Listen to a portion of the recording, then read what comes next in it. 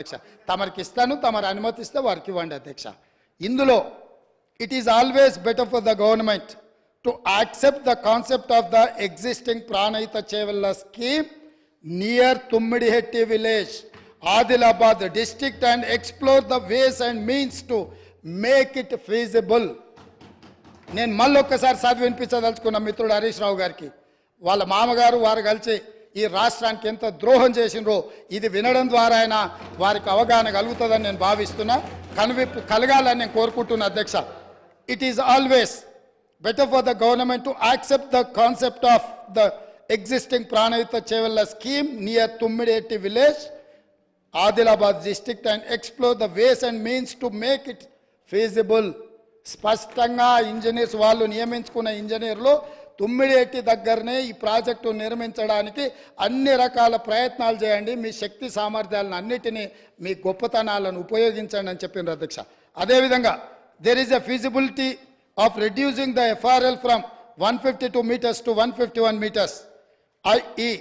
by 1 meter without altering the scope of the scheme. The Honorable Chief Minister may use his good offices for convincing the Maharashtra government to accept proposal of reducing FRL to 151 meters. ఏమన్నారంటే చాలా శక్తిశాలి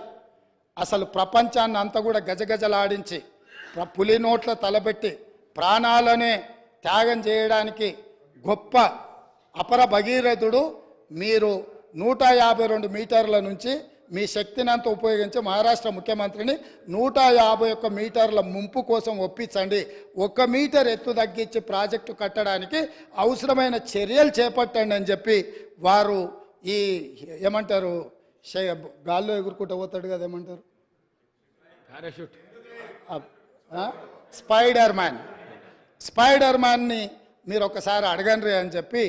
వారు సూచన చేసిండ్రు అధ్యక్ష అదేవిధంగా in case of the Maharashtra government still insists for further lowering the FRL the Telangana government can accept at 150 meters FRL ఒకవేళ వాళ్ళు మరీ 151 ఒప్పుకోకపోతే 150 దగ్గరకైనా దయచేసి ఒప్పించండి అని చెప్పారు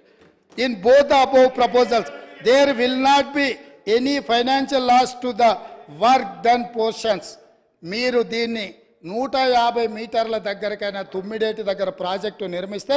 గతంలో ఖర్చు పెట్టింది కానీ భవిష్యత్తులో ఖర్చులు పెరగడానికి కానీ ఎలాంటి అవకాశం లేదు అని చెప్పి 11వ పేజీలో వాళ్ళు ఇచ్చిన నివేదికలో ఉంది అధ్యక్ష అదేవిధంగా అధ్యక్ష 13వ పేజీ అధ్యక్ష ఫైనల్ రికమెండేషన్స్ అంటే ఇంకా అన్ని ఎగ్జామిన్ చేసినాం కంక్లూజివ్ రిమార్క్స్ ఇచ్చిండ్రు తర్వాత ఫైనల్ రికమెండేషన్స్ ఇచ్చిండ్రు అధ్యక్ష